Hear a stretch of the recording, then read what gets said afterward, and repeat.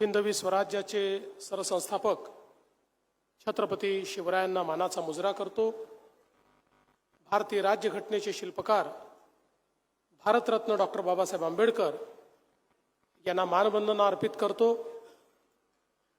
आमचे नेते आणि मार्गदर्शक स्वर्गीय गोपीनाथरावजी मुंडे साहेब यांना देखील या ठिकाणी वंदना अर्पित करतो। आणि नुकतंच जे अचानकपणे आम्हाला सोडून निघून गेले असे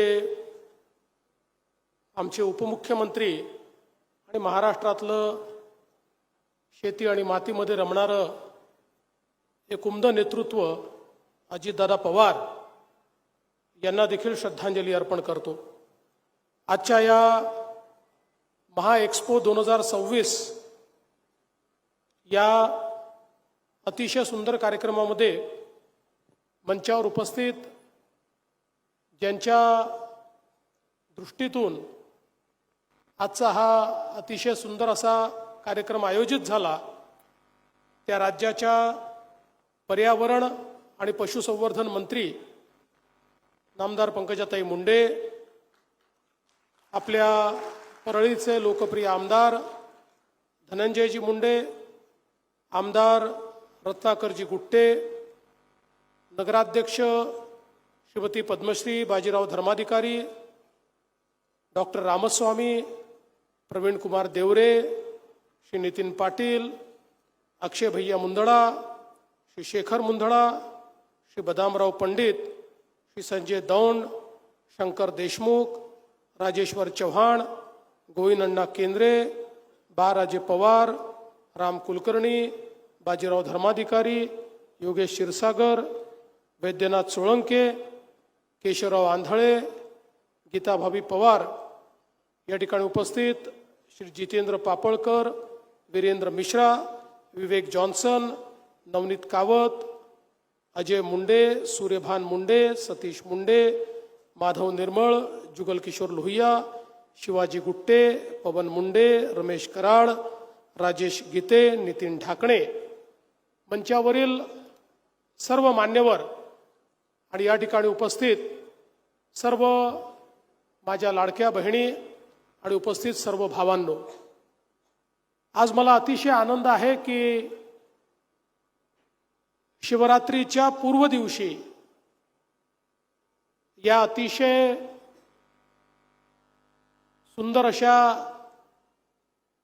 वैद्यनाथाच्या नगरीमध्ये येण्याची संधी मला मिळाली आणि खऱ्या अर्थानं आपल्या सर्वांचं आराध्य दैवत असलेले वैद्यनाथ यांच्या चरणी नतमस्तक होत आपल्या सगळ्यांकरता आणि आपल्या महाराष्ट्राकरता आज त्यांचा आशीर्वाद घेतो।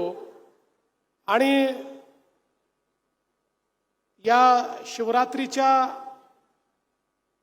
पूर्व दिवशी हा महापशुधन एक्सपो होतोय, ही देखील अत्यंत महत्त्वाची गोष्ट आहे। कारण आपल्याला माहिती आहे की जोपर्यंत नंदीला नमस्कार आपण करत नाही तोपर्यंत शंकरापर्यंत आपला नमस्कार, शिवशंभोपर्यंत आपला नमस्कार पोचत नाही। आणि म्हणून आपण जर बघितलं तर आपल्या प्रत्येक ईश्वरीय अवतारासोबत कुठल्या ना कुठल्या प्राण्याचा अवतार आपल्याला पाहायला मिळतो। आपली जर आपण संस्कृती बघितली तर या संस्कृतीमध्ये आपलं जे काही एकूण कालचक्र आहे या संपूर्ण चक्रामध्ये आपल्या पर्यावरणाला, आपल्या झाडाझुडपांना, आपल्या वनस्पतींना आणि पशुपक्ष्यांना प्रचंड मोठं महत्त्व देण्यात आलेलं आहे। कारण आपल्या पूर्वजांना हे माहिती होतं की जर मनुष्य जीव जगवायचा असेल तर एकट्या मनुष्याला जगवून ही पृथ्वी जगणार नाही। त्या मनुष्याला जगवण्याकरता झाडं झुडपं, वनस्पती, पशु पक्षी, जीव जंतू, अगदी बॅक्टेरिया देखील अत्यंत महत्त्वाचा आहे। आणि म्हणून या सगळ्यांचं मिळून जे चक्र आहे, हे चक्र जर संतुलित ठेवलं तर त्यातनं जी आपली एकूणच सगळी साखळी आहे, अन्न साखळी, ती अन्न साखळी देखील त्या ठिकाणी तिचं संवर्धन होतं आणि आपल्याला जगण्याकरता मोठ्या प्रमाणात त्या ठिकाणी सगळ्या ज्या आवश्यक गोष्टी आहेत त्या गोष्टी प्राप्त होत राहतात. आणि म्हणून आपली संपूर्ण संस्कृती ही या ठिकाणी आपण जर बघितलं तर निसर्ग आणि माती याच्या संवर्धनाची, नदी आणि पाणी याच्या संवर्धनाची कहाणी सांगणारी अशा प्रकारची आपली संस्कृती आहे. आणि म्हणूनच ज्यावेळी मगाशी धनुभाऊ आणि ताई म्हणाल्या की शिवरात्रीच्या दिवशी मला कोइंबतूरला जायचं असल्यामुळे मी एक दिवस आधी आलो आणि आजचा दिवस व्हॅलेंटाईन डे आहे, त्यामुळे व्हॅलेंटाईन डेला या ठिकाणी मला बोलवलं. तर मी सांगू इच्छितो की माय आणि माती हेच आमचं व्हॅलेंटाईन आहे. त्याच्यामुळे व्हॅलेंटाईन डेला माय आणि माती याच्याशी पुन्हा सांगड घालण्याकरता तुम्ही या ठिकाणी निमंत्रित केलं, त्याबद्दल तुमचे अतिशय मनापासून मी आभार मानतो. आज आपण पाहतोय की आपल्याकडे विशेषतः ज्या भागामध्ये मोठ्या प्रमाणात आमचा शेतकरी संकटात दिसतो, अशा भागामध्ये संकट केव्हापासून सुरू झालं हे जर आपण बघितलं तर जेव्हापासनं पशुधनाची संख्या कमी व्हायला लागली तेव्हापासनं आमचा शेतकरी हा जास्त संकटात गेलेला आपल्याला पाहायला मिळाला. आजही आपण पाहतो की ज्या ठिकाणी पशुधन आहे त्या ठिकाणी अडीअडचणीच्या काळातही आमच्या शेतकऱ्याला एक प्रकारचा आधार त्या ठिकाणी मिळतो. दुधाच्या माध्यमातनं रोज थोडे पैसे मिळाले तर कठीण परिस्थितीमध्ये देखील त्याचं जीवन त्या ठिकाणी योग्य पद्धतीनं चालतं. पण आपल्याला कल्पना आहे की पूर्वीच्या काळी आपण आपल्याला आवश्यक ते अन्नधान्य घ्यायचो, त्यानंतर हळूहळू कॅश क्रॉपकडे गेलो आणि विशेषतः आपण कापूस आणि सोयाबीनवर गेल्यानंतर आणि हळूहळू आमच्या शेतकऱ्यांची जी काही शेती आहे ती लहान होत गेल्यानंतर, त्याचं विभाजन होत गेल्यानंतर एक वैरणाचा मोठा प्रश्न हा निर्माण झालेला आपल्याला पाहायला मिळाला. आणि हळूहळू आपल्या शेतीतलं वैरण हे आपल्याला मिळत नाही अशी अवस्था आली आणि त्यातनं कुठेतरी पशुधन जे आपलं आहे हे पशुधन हे कमी व्हायला लागलं आणि त्याचा सगळाच परिणाम आपल्या एकूणच शेतीवर झालेला आपण बघितला. आज आपण बघा हळूहळू अशी अवस्था येते की ज्यामध्ये आता ट्रॅक्टरच्या उपयोगामुळे बैल हा हळूहळू कमी उपयोगाचा व्हायला लागलाय. किंबहुना आता बैलगाडा शर्यतीतच बैलाचा उपयोग हा मोठ्या प्रमाणात होतोय.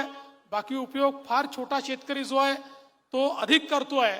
बाकी सगळं यांत्रिकीकरण चाललेलं आहे आणि म्हणून त्यातनं वेगवेगळ्या प्रकारच्या गोष्टी या ठिकाणी निर्माण होत आहेत. पण आज आवश्यकता ही आहे की पुन्हा एकदा आमच्या शेतीमध्ये आमचं जे पशुधन आहे या पशुधनाचं संवर्धन झालं पाहिजे.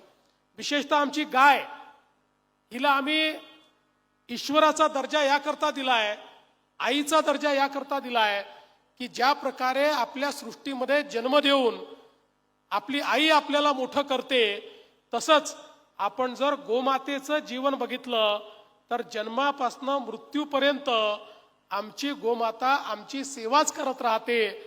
आणि आज आपल्याला कल्पना आहे की या गोमातेला आपण राज्यमातेचा दर्जा दिला आणि आपण गोविकास आयोग या ठिकाणी तयार केला. याचं कारण हळूहळू पारंपरिक गोमातेच्या जन्मापासून तर मृत्यूपर्यंत तिचे जे काही उपयोग आहेत हे सगळे उपयोग आम्ही विसरलो आणि त्यामुळे भाकड जनावर झालं की आम्हाला ते जड वाटायला लागलं आणि त्यातनंही प्रत्येक पशुगणनेमध्ये गायींची संख्या, जनावरांची संख्या ही कमी कमी होताना आपल्याला पाहायला मिळाली. पण आज आपल्याला कल्पना आहे की इतक्या मोठ्या प्रमाणात वेगवेगळ्या प्रकारचे प्रयोग सुरू झाले आणि आता तर गोमूत्र आणि गाईचं शेण यापासून इतक्या वेगवेगळ्या प्रकारच्या वस्तू आता तयार व्हायला लागल्या अलीकडच्या काळामध्ये तर मोठी मोठी लोक आपल्या घरामध्ये शेणापासून तयार केलेला पेंट लावतात, कारण त्याचे वेगवेगळे फायदे हे देखील लोकांना लक्षात आले. आज वेगवेगळे अनुसंधान करून ज्या प्रकारे वेगवेगळ्या प्रकारच्या औषधी या सगळ्या गोष्टींपासून तयार होत आहेत, त्या देखील मला असं वाटतं की एक नवीन अशा प्रकारची व्हॅल्यू चेन या माध्यमातून तयार होते. पण त्यासोबत सगळ्यात महत्त्वाचं जर काही असेल तर आपले महाराष्ट्राचे राज्यपाल महोदय ज्या नैसर्गिक शेतीचा उल्लेख करतात, त्या नैसर्गिक शेतीमध्ये आमच्या गोमातेचं या ठिकाणी अत्यंत मोठं महत्त्व आहे. आज आपल्याला कल्पना आहे, रासायनिक खतांमुळे एकीकडे शेतीची उत्पादकता कमी व्हायला लागली आहे, आमची उर्वरा क्षमता कमी व्हायला लागलेली आहे, आमची जमीन ही बंजर व्हायला लागलेली आहे आणि हळूहळू आमची अवस्था अशी आहे की ज्या प्रकारे शेतीमध्ये आम्हाला खर्च करावा लागतो त्या तुलनेनं उत्पादकता नाही, त्यामुळे त्या तुलनेनं शेतमालाला भाव नाही आणि त्यातून कुठल्या तरी दुष्टचक्रामध्ये आमचा शेतकरी अडकलेला दिसतो. पण आज ज्या प्रकारे जीवामृताचे प्रयोग, शेण असेल, गूळ असेल, अशा वेगवेगळ्या गोष्टी घालून जे प्रयोग तयार झाले, आज ते प्रयोग इतके यशस्वी होत आहेत की 100% रासायन रहित अशा प्रकारची शेती आणि ज्या शेतीमध्ये पहिल्याच वर्षी आपली उत्पादकता वाढू शकते अशा प्रकारची नैसर्गिक शेती आता त्या ठिकाणी सुरू झालेली आहे. ज्यांनी प्रयोग केले त्यांचे प्रयोग यशस्वी झालेले आहेत आणि या सगळ्या चेनमध्ये खऱ्या अर्थानं आमचं जे गोधन आहे, आमची जी गोमाता आहे, त्या गोमातेचं एक महत्वाचं या ठिकाणी शेण असेल, गोमूत्र असेल, याचा एक अत्यंत महत्वाचा उपयोग या माध्यमातून होतोय. आणि जे शेतकऱ्यांनी सुरू केलं त्या सगळ्यांचा उत्पादन खर्च अर्ध्यावर आला आणि उत्पादकता मात्र 1.5 पटीकडे चाललेली आहे. आणि त्यातनं जी काही विषयुक्त अशा प्रकारचं अन्नधान्य आपण तयार करत होतो, ते अन्नधान्य देखील आता हळूहळू पौष्टिकतेकडे वळत आहे. आणि म्हणून मला असं वाटतं की जे गोधनाचं महत्व, हे जे आपल्या जनावरांचं महत्व आपल्या पूर्वजांना माहिती होतं, ते पुन्हा एकदा माहिती करून घेण्याची आवश्यकता आहे. आज सायन्स खूप पुढे गेलाय. मगाशी ताई सांगत होते एम्ब्रिओ ट्रान्सप्लांट हा विषय असा आहे की ज्यामध्ये सेक्स सॉर्टेड सिमेनमुळे आता आपण जवळजवळ सगळ्या जे काही गोरे या ठिकाणी तयार होतात, सगळे आपण गायी त्या ठिकाणी तयार करू शकतो किंवा स्त्री भ्रूण हे त्या ठिकाणी इम्प्लांट आपण करू शकतो. अशा प्रकारची व्यवस्था ही उभी झालेली आहे. आणि आपल्याला माहिती आहे की पुन्हा एकदा विशेषतः आपल्या ज्या देशी गायी आहेत, गीर असेल, साहिवाल असेल किंवा अगदी आपल्याकडच्या देवणी असेल, गवळव असेल, या ज्या सगळ्या देशी गायी आहेत, आता या देशी गायींचं महत्व हे पुन्हा एकदा समजायला लागलं. आज जो आपण विदर्भ मराठवाडा चा एक करार हा मदर्स डेअरी सोबत केला, मागच्या काळात ज्यावेळेस हा करार आपण सुरू केला आणि या कराराच्या अंतर्गत ज्यावेळी आपण मदर्स डेअरीच्या माध्यमातून दूध घेणं सुरू केलं, मला सचिव महोदय आपल्याला सांगायचं आहे की आमच्या वर्धा जिल्ह्यामध्ये ज्या गवळव गायी आहेत त्यांच्या दुधाला 40 रुपये 45 रुपयापर्यंत किंमत आली. इतकं फॅट पर्सेंटेज त्या ठिकाणी त्याच्यामध्ये चांगल्या पद्धतीचं होतं. आणि म्हणून आज या सगळ्या गोष्टी आता आपल्याला उपलब्ध आहेत. आणि त्यासोबत मोठ्या प्रमाणात वैरण विकास हा कार्यक्रम पुढच्या काळामध्ये आपल्याला हातामध्ये घ्यायचा आहे. आता या ठिकाणी काही सायलो तयार करणाऱ्या मशीन्स देखील आपण बघितल्या. सायलेज हे एक अत्यंत महत्वाची गोष्ट आहे की आपल्याला जर गोधन वाढवायचं असेल, आपल्याला जर गाई म्हशी वाढवायच्या असतील, तर आपल्याला मोठ्या प्रमाणात वैरण विकासाचा कार्यक्रम हातामध्ये घेऊन आणि सायलेजेसच्या माध्यमातून अगदी कमी किमतीमध्ये आमच्या जे काही शेतकरी आहेत या शेतकऱ्यांना ते वैरण मिळेल अशा प्रकारची एक चेन ही आपल्याला तयार करावी लागेल. आणि म्हणून आता जे कार्यक्रम आपण हातामध्ये घेतले आहेत, या कार्यक्रमामध्ये विशेष भर शेतकऱ्यांना त्या ठिकाणी मदत करून, वैरण विकासाकरता प्रोत्साहित करून आणि त्यांचं सगळं जे काही ते तयार करतील ते पूर्ण वैरण हे विकत घेऊन आणि त्याची एक सप्लाय चेन तयार करणं, अशा पद्धतीनं पुढच्या काळामध्ये आपल्याला काम करायचं आहे.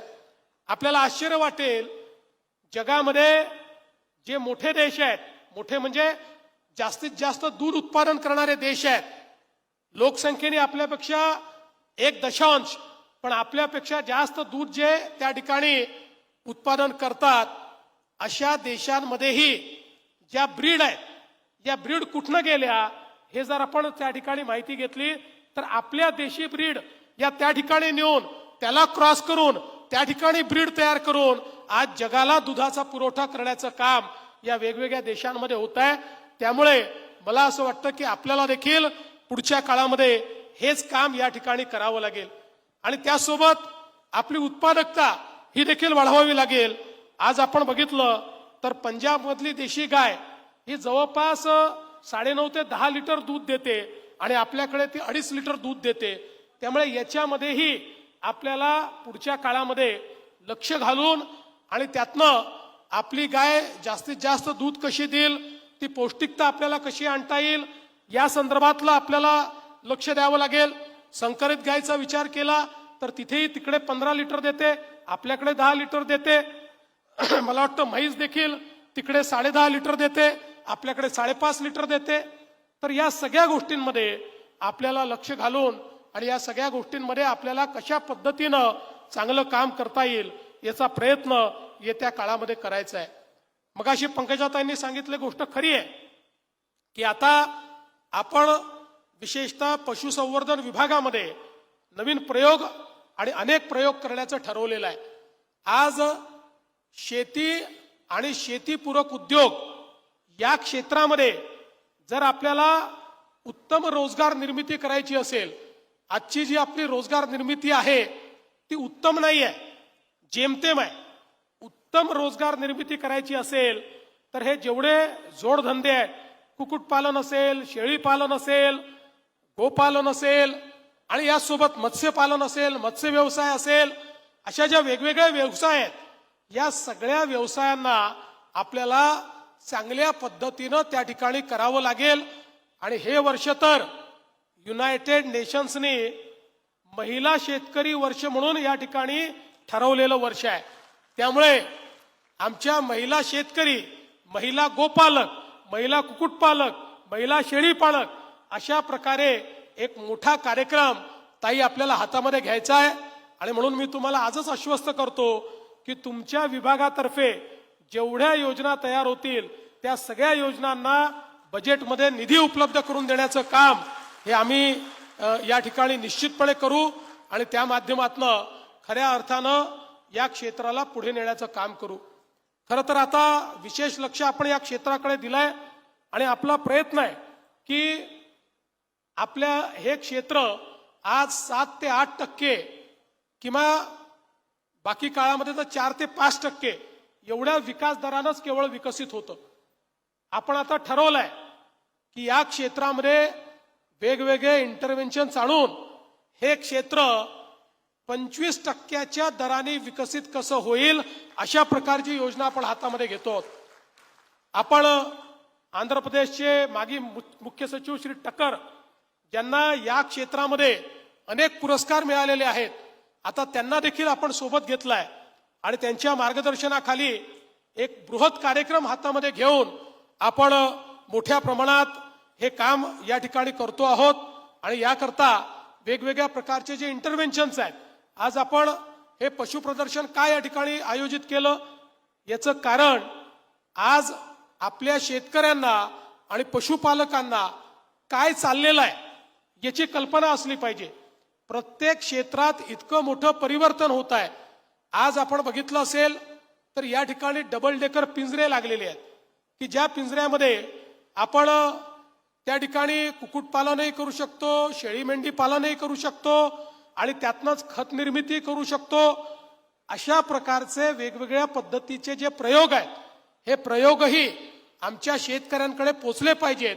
आणि विशेषतः आपण नानाजी देशमुख कृषी समृद्धी योजना जी विदर्भ आणि मराठवाड्याकरता सुरू केलेली आहे, 5-5.5 हजार कोटी रुपये या योजनेच्या अंतर्गत उपलब्ध करून दिले आहेत. यामध्ये या सगळ्या योजनांकरता आपण मोठ्या प्रमाणात सबसिडी देतो आणि काही बाबतीत तर 90% आपण सबसिडी देऊन हे सगळे व्यवसाय या ठिकाणी उभं करण्याचं काम करतो.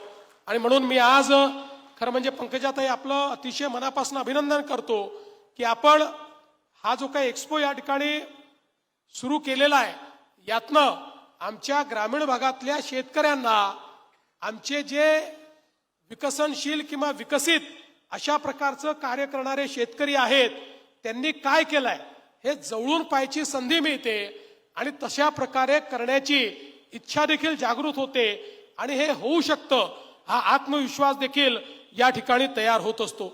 आज केंद्र सरकारने राष्ट्रीय पशुधन अभियान सुरू केलेलं आहे.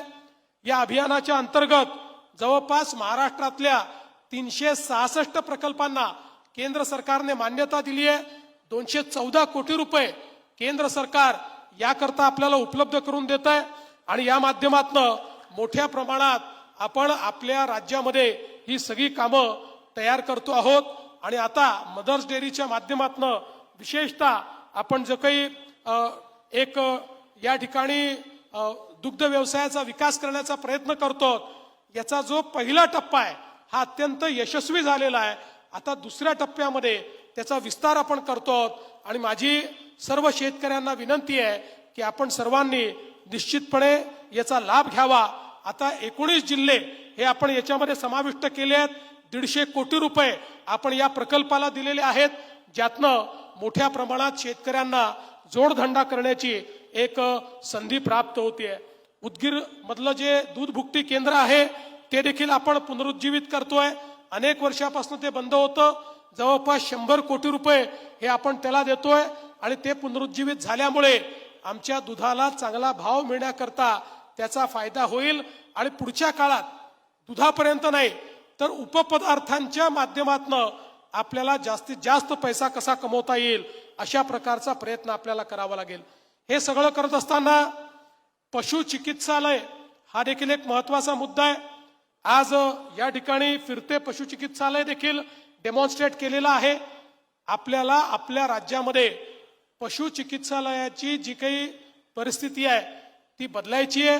त्याच्यामध्ये आधुनिकता आणायची आहे.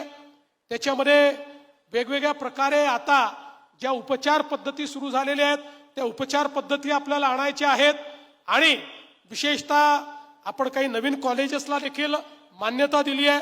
त्यामुळे पशुवैद्य चिकित्सक यांची संख्या देखील मोठ्या प्रमाणात वाढवण्याचं काम हे आपण या ठिकाणी करतो. लंपी सारखा आजार जो आल्यानंतर आपली अशी अवस्था होते की आपलं पशुधन हे पटापट त्या ठिकाणी मरायला लागतं, बळी पडतं आणि मग आपण त्याची लस ही शोधायला लागतो. देशभरामध्ये केवळ 2 कंपन्या लस तयार करतात. मग त्यांच्या कॉम्पिटिशनमध्ये सगळेच राज्य त्यांच्या पाठीमागे लागतात आणि मग लस मिळता उशीर होतो आणि त्या दरम्यान आमच्या शेतकऱ्यांचं पशुधन हे मोठ्या प्रमाणात त्या ठिकाणी मेलेलं असतं. पण मला आमच्या पशुवैद्यकीय विभागाचं अभिनंदन करायचं आहे की आमच्या विभागाने आता स्वतः लस तयार करायला घेतलेली आहे आणि ही लस तयार झाल्यानंतर लंपी सारख्या आजाराने आमच्या पशुधनाचा या ठिकाणी जो काही नाश होतो तो नाश त्या ठिकाणी संपणार आहे. आणि त्यासोबत आमचे जवळपास 2841 हे जे पशु दवाखाने आहेत यांना देखील आपण आता अपग्रेडेशनचा एक कार्यक्रम हातामध्ये घेतोय. पशु ॲम्ब्युलन्स हा एक मोठ्या प्रमाणात काम आपण सुरू करतो. या माध्यमातून आमच्या पशूंचं आयुष्य आणि त्यांची सुदृढता ही देखील आपण वाढवण्याचं काम करू. आज शेतीच्या क्षेत्रामध्ये माननीय अजितदादा ज्यावेळेस होते त्यावेळी आपण शेतीमध्ये आर्टिफिशियल इंटेलिजन्स हा एक कार्यक्रम हातामध्ये घेतला आणि या कार्यक्रमातनं शेतीची उत्पादकता वाढवण्याकरता 500 कोटी रुपयाचं मिशन आपण हातामध्ये घेतलंय. आता अशाच प्रकारचं मिशन आपल्याला ॲनिमल हस्बंड्रीमध्ये घ्यावं लागेल. आर्टिफिशियल इंटेलिजन्समुळे ॲनिमल हस्बंड्रीमध्ये आपण उत्पादकताही वाढवू शकू आणि प्रेडिक्टिबिलिटी पण आणू शकू. त्या दृष्टीने मोठ्या प्रमाणात हे कार्य आपल्याला करायचं आहे. आणि म्हणून मी आज एवढंच सांगेन की आज ज्या प्रकारे आपल्या शेतकऱ्यांना राज्य सरकार वेगवेगळ्या योजना देत आहे त्या योजनांचा फायदा घेतला तर निश्चितपणे आमचा शेतकरी आणि आमच्या महिला या आपल्या पायावर उभ्या राहू शकतील. अलीकडच्याच काळामध्ये आपल्या भारताने अमेरिकेसोबत एक मोठा समझोता केला आणि त्यामुळे अमेरिकेचं मोठं मार्केट हे आपल्याला ओपन झालं. पण काही लोक याबद्दल अफवा उठवून राहिले आहेत की भारताने आपली बाजारपेठ अमेरिकेच्या कृषीकरता खुली केली आणि म्हणून या ठिकाणी स्पष्टपणे सांगतो, माननीय प्रधानमंत्री मोदीजींचे आभार मानतो. मोदीजींनी स्पष्टपणे सांगितलं बाकी सगळ्या गोष्टीत करार होईल पण कृषीच्या बाबतीत करार होणार नाही. आमची बाजारपेठ ही आम्ही तुमच्याकरता खुली करणार नाही. कुठलीही बाजारपेठ आपली कृषीची खुली केलेली नाही. आपल्याकडे कोणीही स्वस्त माल आणून आपल्या शेतमालाचे भाव पाडू शकणार नाही. पण काही नतद्रष्ट लोक असे आहेत की आमच्या सोयाबीनला चांगला भाव मिळायला लागला होता. 2-4 दिवसापूर्वी अफवा दिली सोडून की आता अमेरिकेचं सोयाबीन भारतात येणार आहे. 500 रुपयांनी सोयाबीनचे भाव पाडले. मी सोयाबीनच्या शेतकऱ्यांना सांगतो आणि मार्केटमध्येही सांगतो, असं कुठलंही आपल्या करारात लिहिलेलं नाही. कुठलंही सोयाबीन बाहेरून येणार नाही, कुठलाही कापूस बाहेरून येणार नाही. त्यामुळे अशा प्रकारच्या अफवा पसरवणाऱ्यांना त्या ठिकाणी त्यांची जागा दाखवली पाहिजे. आणि जोपर्यंत देशात आणि राज्यात शेतकऱ्यांचं हित बघणारं सरकार आहे तोपर्यंत कुठल्याही परिस्थितीमध्ये आपल्या शेतकऱ्यांचं अहित होईल अशा प्रकारचा कुठलाही निर्णय आपण घेणार नाही. त्यामुळे आपलं डेअरी सेक्टर असो, आपलं कृषीचं सेक्टर असो, कुठलंच सेक्टर आपण अमेरिकेकरता किंवा युरोप करता ओपन केलेलं नाही हे देखील या निमित्ताने मी नमूद करू इच्छितो. पुन्हा एकदा पंकजाताई आपल्या विभागाचं मनापासून अभिनंदन करतो. इथे जे लोक आपले पशु घेऊन आलेले आहेत त्यांचं सगळ्यांचं पशुपालकांचं मनापासून अभिनंदन करतो.